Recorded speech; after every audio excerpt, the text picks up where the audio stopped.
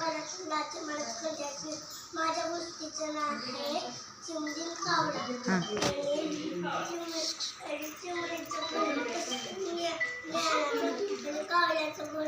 जोरात सांग, जोरात.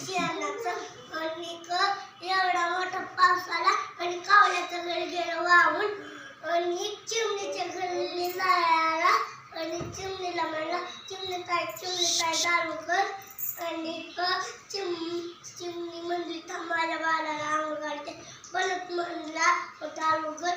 परत म्हणली उघडलं परत आणि त्याला कावळ्याला घरात घेतलं आणि घरात घेतली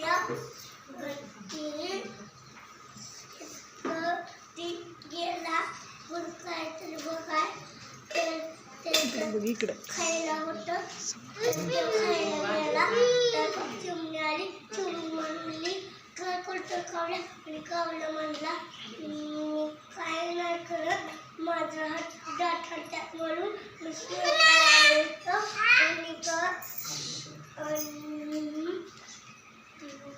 चिमणी स्वयंपाकाच्या घरात आली तर खायला